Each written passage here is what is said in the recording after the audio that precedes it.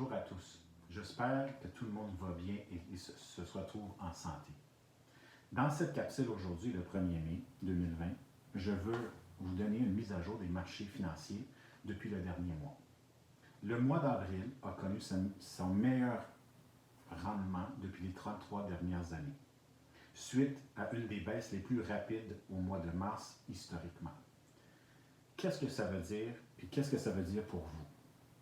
Depuis plusieurs années, je dis aux clients qu'avoir un portefeuille très bien équilibré, qui respecte votre profil d'investisseur, sera toujours la formule gagnante.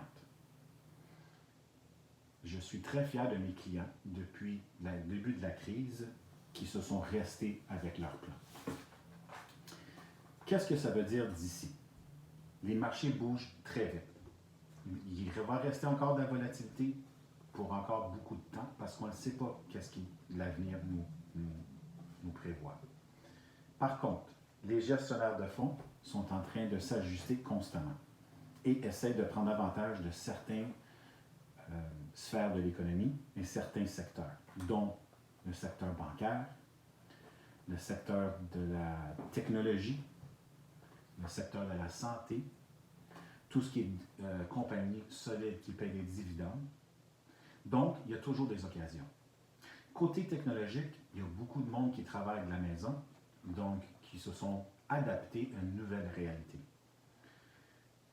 Un mot sur le pétrole, je reçois beaucoup de questions là-dessus. Le pétrole en étant des prix négatifs pour la première fois de l'histoire, au mois de mars, qu'est-ce qui est arrivé? C'est que les producteurs pensent de continuer à produire du pétrole, même s'ils perdent d'argent par rapport à ce qui sort de la terre.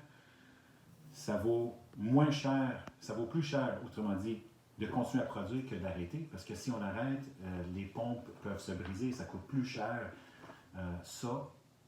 Donc, ce qu'ils font, c'est qu'ils mettent ça en storage. Donc, qu'est-ce qui est arrivé? Les centres de storage sont avec une multitude de beaucoup de trop de barils d'huile et on a connu une baisse remarquée du prix.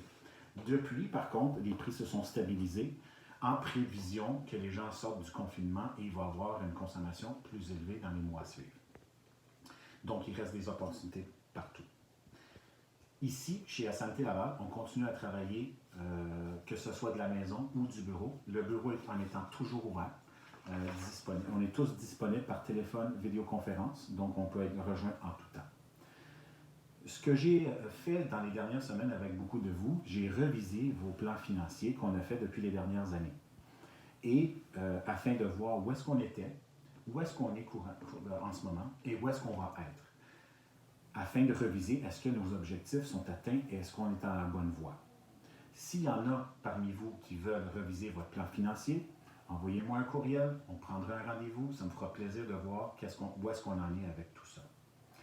Il y a eu d'autres mesures au niveau gouvernemental, notamment celui des fers, donc où est-ce que vous pouvez réduire votre montant du 25 %. Si vous le désirez, vous pouvez nous appeler ou nous envoyer un courriel, et ça nous ferait plaisir de vous en discuter afin d'ajuster ces montants-là. Sur ça, je voudrais souhaiter un bon week-end à tous. Soyez prudents, soyez avec vos familles, profitez-en bien. Et il faut ne pas oublier, ceci n'est pas un sprint, mais bien un marathon et on va s'en sortir.